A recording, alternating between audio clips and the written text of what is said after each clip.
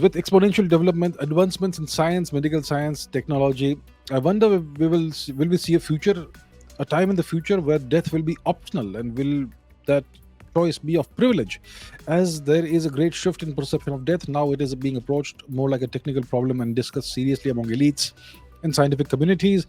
Billions are being spent on healthcare and longevity, with instances of ultra-rich individuals investing their longevity and doing whatnot. Throughout the ages, almost all parities, probably only death has been an equalizer, but now not even that.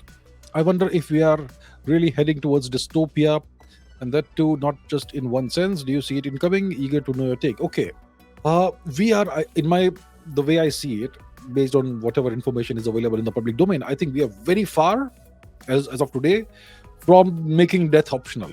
Okay, uh, I mean, people are doing research, biological research on telomere lengthening and various other telomerase enzymes that will cause telomere telomere lengthening and all that, and various other kinds of research are being done cognitively, also brain wise, and and so on, to delay aging, to reverse aging, and so on. But I think we are way far away from any of that becoming actually, controllable, and actually delaying death, prolonging people's age. I mean, what's the average lifespan across the world? I would imagine it will be around 75, 80. If you can extend that by even 5 years, that's going to be a major breakthrough. We are nowhere close to that happening right now, the way I see it. In the future, there could be advances which could delay aging and delay death. So let's say you're able to add 20 years to a human being's lifespan through some treatment, through some medical treatment. So a person who would typically live until the age of 80, they will now live to 100. Or maybe you can extend the average lifespan to 120. Even that does not make death optional.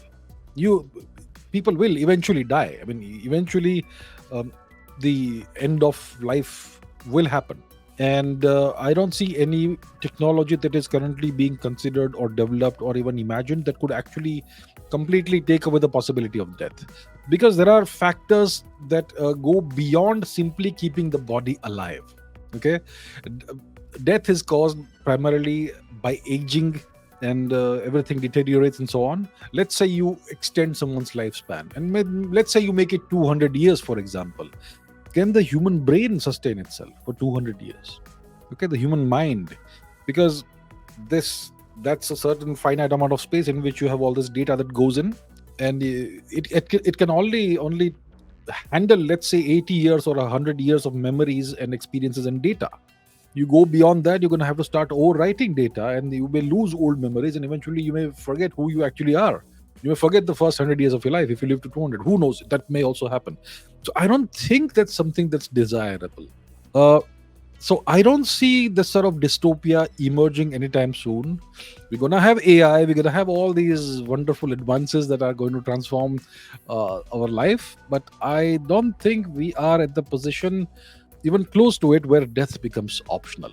But yes, if you look at science fiction writers, I mean, I've read all kinds of science fiction the 19 from the what 18th century onwards. The first science fiction novel is considered to be Frankenstein by Mary Shelley, and I've read science fiction for over the ages. And if you look at science fiction written in the 1950s and 60s, in 1940s, it's very optimistic. And today, all science fiction is pessimistic. It's all dystopian.